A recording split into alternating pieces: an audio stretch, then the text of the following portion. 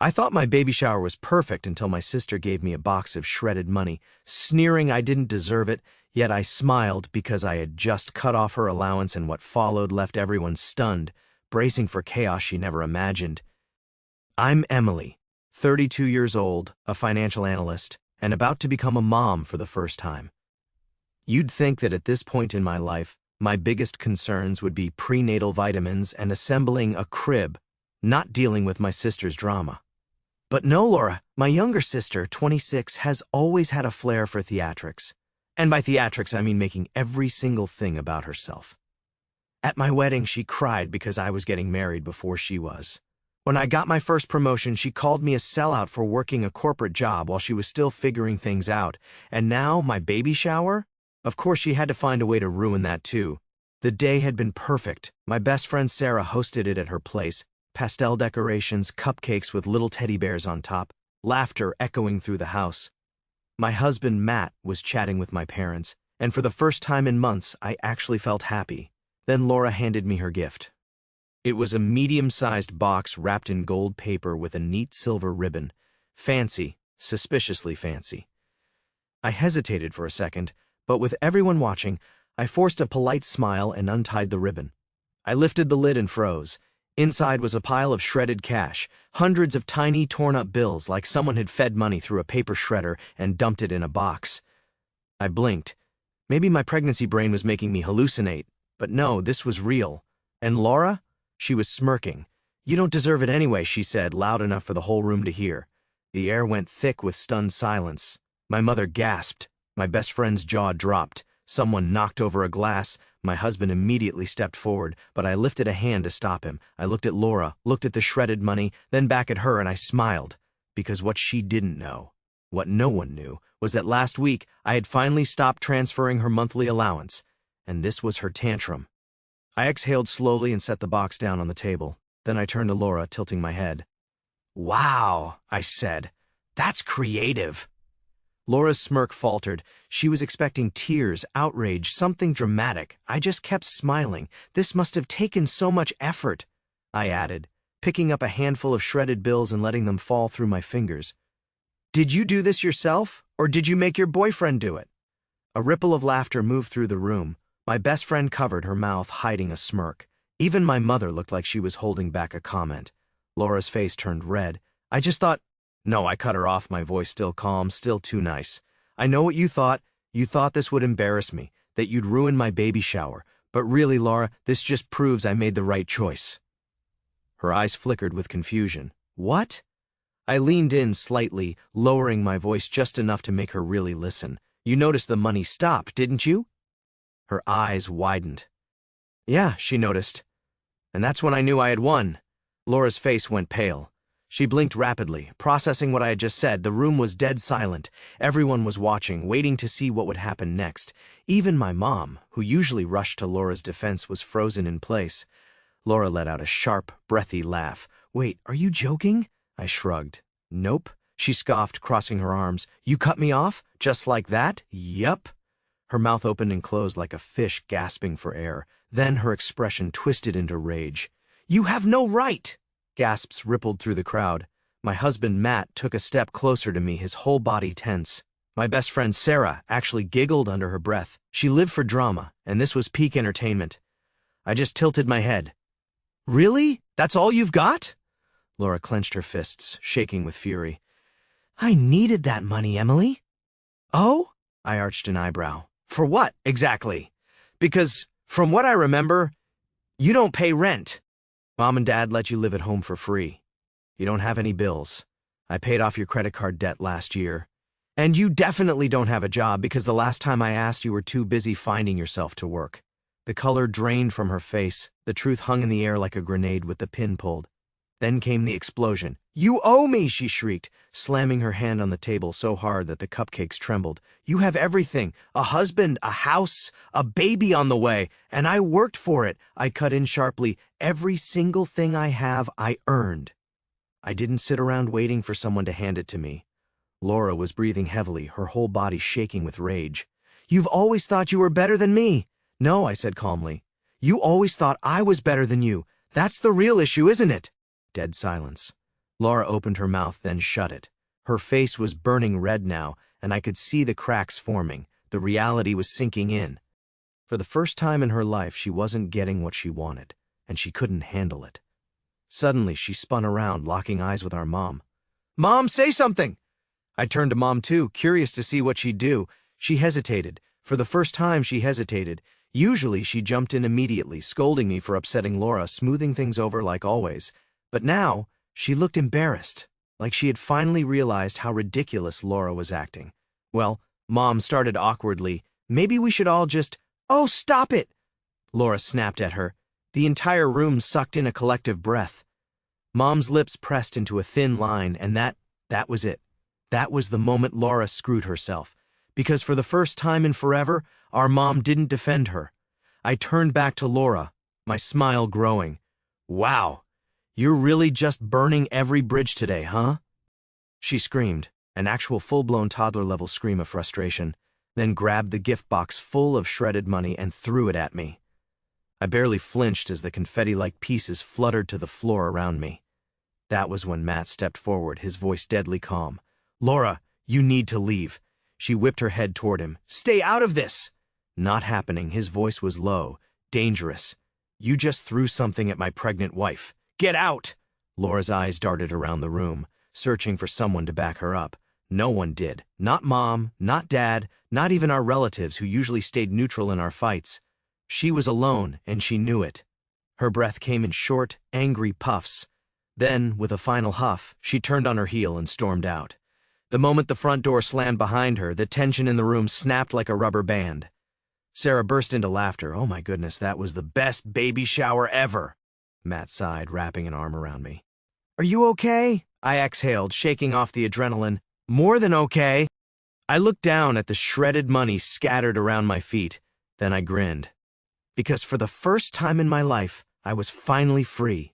Laura had always been dramatic, but this was new. My baby shower ended earlier than expected. Guests stayed long enough to make sure I was okay, and after some reassurances, most of them headed out, still whispering about what had just happened. My mom and dad lingered awkwardly, helping clean up, while Matt stayed glued to my side like a bodyguard. Sarah, of course, stayed too, because if there was even a chance of more drama, she wasn't going to miss it. I was sweeping up the shredded money when Mom finally spoke. "You know," she said hesitantly, "Laura was just upset. She didn't mean any of that."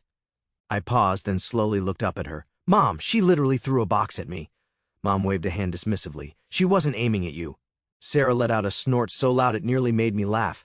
"Mom," I said carefully, "I know you want to smooth things over, but I'm not going to pretend this didn't happen."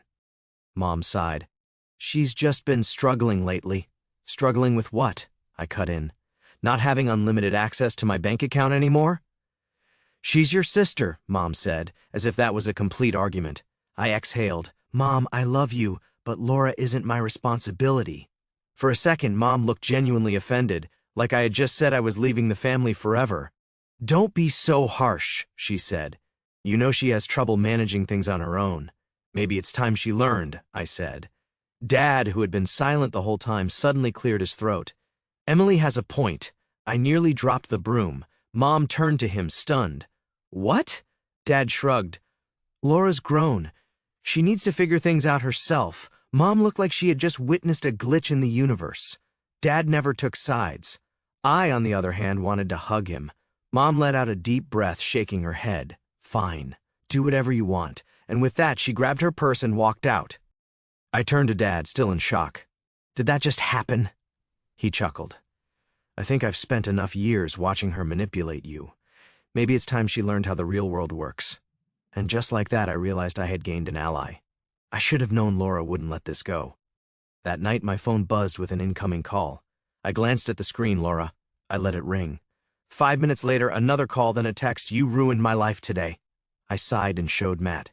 He skimmed the message and shrugged. "Just block her." "Not yet," I muttered. "I want to see how far she'll take this." A minute later, another text popped up. "Mom and Dad are disgusted with you." I smirked. "Nice try, Laura." Then another. "You should be ashamed. I've always been there for you, and this is how you treat me?" I actually laughed out loud. "She's always been there for me?" Sarah, who was still at my house sipping tea on the couch, snorted. "That's rich." Matt just shook his head. "Let it go, Em." You don't owe her a response." He was right. I put my phone on silent and went to bed. The next morning, I woke up to 23 missed calls and a string of unhinged messages. I skimmed through them. At first, she was angry. "You don't even deserve that, baby. You think you're so much better than me. You're pathetic." Then the guilt trips. "I needed your help and you abandoned me. You don't even care what happens to me." Then the threats. "I hope you enjoy your perfect little life because one day you're going to need me and I'll remember this." And finally, the desperation. "Emily, please. I'm sorry. Just call me." Classic Laura. I put my phone down and sighed. She's spiraling. Matt, still half asleep, peeked at the screen. "Did she apologize yet?" "Well, she said sorry," I said, right after saying I don't deserve my baby. "Yeah, that's not an apology," Sarah, who had crashed on my couch, groaned as she sat up. "Please tell me you're not even considering calling her." I shook my head. No chance. But apparently ignoring Laura wasn't enough, because 2 hours later she showed up at my house. The doorbell rang. Matt and I exchanged looks. Sarah peeked through the window. "Oh, you've got to be kidding me!" I walked to the door and opened it just enough to see her. "What are you doing here?" Laura's eyes were puffy, like she had been crying all night. Her hair was a mess, and she was still wearing yesterday's clothes. I need to talk to you," she said, voice shaking. I sighed. "Laura, I don't have the energy for this. Please," she begged, "just 5 minutes." I hesitated. I should just shut the door, but curiosity won. "Fine, 5 minutes." She let out a relieved breath and stepped inside, and for a moment she actually looked genuine, like she was about to take responsibility for everything. Then she opened her mouth. "You need to give me one more chance." I blinked. "One more chance for what?" "To fix this," she said desperately. I need your help right now. I don't have anyone else." And suddenly, I realized what this was really about. She wasn't here to apologize. She wasn't here because she regretted anything. She was here because she needed something from me again. I exhaled, stepping back. "No." Her face crumpled. "What?" "No," I repeated. "I'm done, Laura." But I'm your sister." I gave her a sad smile. "Yeah, and you've treated me like a bank, not a sibling." Tears filled her eyes. "You can't do this to me. I didn't do anything to you," I said. "I just stopped letting you take advantage of me." She stared at me, like she couldn't believe what she was hearing, like it had never even occurred to her that I might actually walk away. Then she whispered, "I don't know what I'm going to do." And for a brief second, I almost felt bad for her, almost. But then I thought about all the years of entitlement, the insults, the manipulation, and I knew this was the right choice. "You'll figure it out," I said gently. Then I opened the door, and after a long moment, Laura walked out. This time, I knew she wasn't coming back. I expected things to be quiet after Laura left. I thought that maybe, just maybe, she'd take the hint and finally start figuring things out for herself. Maybe she'd even learn something from this whole mess. I was wrong, because Laura doesn't do consequences. She doesn't accept responsibility. She finds a way to make it someone else's problem, and this time, that someone was Mom and Dad. The call came almost a week after the baby shower disaster. Honestly, I was feeling great. I'd spent my days organizing the nursery, folding tiny baby clothes, and finally enjoying some peace. No texts, no drama, no Laura. Until my phone rang. "Mom." I sighed, debating whether to answer, but a small part of me hoped that maybe, just maybe, she was calling to say, "You were right. Laura was out of line. I'm sorry for trying to guilt you. I should have known better." I answered with a cautious, "Hey, Mom." There was a deep sigh on the other end, the kind of sigh that meant, "I'm about to ask you for something you don't want to do. Then, Emily, you need to fix this." I closed my eyes. "Here we go. Fix what exactly?" "Your sister is struggling," Mom said, her voice heavy with disapproval. "She hasn't left her room in days. She's barely eating. She's heartbroken over what happened." I rubbed my temple. "Mom, Laura isn't heartbroken. She's angry because she didn't get what she wanted. That's not the same thing. She feels abandoned," Mom continued, ignoring me. "She's not used to this. She's not used to being held accountable," I corrected. "And frankly, that's not my problem." Mom's voice turned sharper. "Emily, I didn't raise you to be so cold." I almost laughed. Cold? I had paid for Laura's life for years. I had bent over backwards to make things easier for her, and now, the first time I was setting a boundary, I was the problem? I took a slow breath. "Mom, I love you, but I'm not fixing this. Laura needs to grow up." Silence. Then Mom let out another deep sigh. I was hoping you wouldn't force me to do this. I frowned. Do what? Mom hesitated, then dropped the bombshell. She's moving in with us. I almost dropped my phone. She what? She needs help, Emily, Mom said in her suffering mother voice. She has nowhere else to go. Mom, she lives with you already. Well, yes, Mom admitted, but now she's really moving in. She quit her apartment lease. I couldn't believe what I was hearing. Wait, hold on. She had an apartment? Mom hesitated. Oh, this was interesting. I had been under the impression that Laura still lived at home full-time, that she was struggling. So much she couldn't afford to move out. But no, apparently she had an apartment this whole time, which meant that all those times she had begged me for money. I have nowhere else to turn, Emily. She had been lying. Something inside me went ice cold. So let me get this straight, I said slowly. She had her own place. She could afford rent, but instead of taking responsibility, she just… What? Decided it would be easier to run back to you and Dad? She's not like you, Emily, Mom snapped. She's never been good with responsibility. And whose fault is that? I shot back. Silence. Then more weak excuses. We can't just let her fail. Mom, she's already failing, I said. You're just making sure she never has to deal with it. She's family, Mom said, as if that solved everything. I exhaled. And so am I. Another pause. Then the real reason for the call. She needs a little help getting back on her feet, Mom said carefully. Just for a few months, maybe you could… No, I didn't even let her finish. Emily… No, Mom, she's your sister and I'm your daughter, I said. But that never seems to matter, does it? Mom went quiet, and in that silence, something inside me clicked. I'd spent my whole life watching Laura get away with everything. Watching Mom and Dad make excuses for her, shield her from consequences, clean up every mess she made. And suddenly, I wasn't just mad at Laura. I was mad at them for enabling her, for teaching her that she never had to grow up, for letting me carry all the weight while she got to live without a care in the world. And now they were still doing it. Only this time, I wasn't playing along. I let out a slow breath. Mom, if you and Dad want to take care of Laura for the rest of your lives, go for it. But I'm done. So don't call me asking for money. Don't call me asking me to fix things. Don't call me about Laura at all. Emily, I love you, Mom, I said, my voice softer now, but I'm not doing this anymore. Then, before she could argue, I hung up. And for the first time in my life, I felt free. The next few weeks were eerily quiet. I expected more texts, more calls, something. But no, Laura was silent. Mom was silent. Even Dad, who usually played peacemaker, didn't call. It was almost too easy. Then, just as I was starting to think that maybe, just maybe, they had finally let it go, Laura showed up at my house again. Only this time, she wasn't alone. She brought Dad. I stood in my doorway, staring at them, a sinking feeling in my stomach. Emily, Dad said, his voice tired, can we come in? I folded my arms. Why? Laura sniffled dramatically. I need to talk to you, please. She looked different this time, not angry, not smug, but desperate. I sighed. Fine, 5 minutes. I stepped aside, letting them in, and in those 5 minutes, Laura dropped the biggest bombshell yet.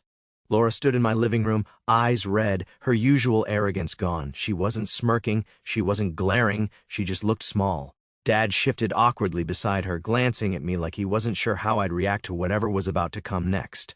I folded my arms. All right, you have 5 minutes. Laura took a shaky breath. Emily, I messed up. I arched an eyebrow. You think? Dad shot me a look, silently asking me to be gentle, but I wasn't about to make this easy. Laura clasped her hands together. I don't know what to do. I don't have any money. I don't have a job. I don't even have my apartment anymore. I thought Mom and Dad would help, but… Dad cleared his throat. We did help. We let her move in, but, that's not really working out. I almost laughed. Of course it wasn't. Laura was used to living off other people without giving anything back. But our parents? They were older now. They didn't have the patience for her the way they used to. I turned to Dad. Let me guess. She sleeps all day, doesn't clean, doesn't contribute? He looked uncomfortable.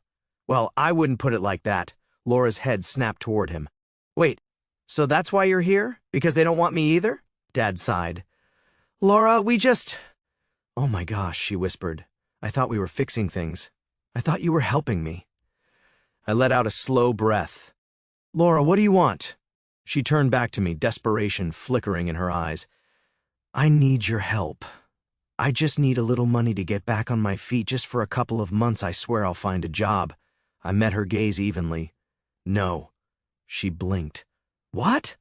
No, I repeated. I'm not giving you money. I'm not saving you. Tears welled up in her eyes. But I need you. No, I said quietly. You need to learn how to take care of yourself. Her bottom lip trembled. You don't understand. I don't have anything. I tilted my head. And whose fault is that? She stared at me, and for the first time I saw it. Realization. She knew. She knew this was all because of her own choices, and she hated it. I took a step closer. I'm not doing this to hurt you, Laura, but for the first time in your life, you're alone. No one's coming to rescue you. Not me, not Mom and Dad. So you have two choices. Figure it out or keep running in circles. Tears slid down her cheek. I don't know how. Then learn, I said softly. Silence. For a moment I thought she might scream or argue or fight, but she didn't. She just stood there, staring at the floor, as if the weight of the world had finally landed on her shoulders. Dad rubbed his face. Well, that's that, I suppose. I turned to him. What happens now? He let out a heavy sigh. She'll have to figure it out. She can stay with us for a little while longer, but she needs to start contributing. If she doesn't, I'll leave, Laura mumbled. Dad looked surprised. What? She swallowed hard. I'll figure something out. I don't know what yet, but I can't keep living like this. And just like that, the moment finally came.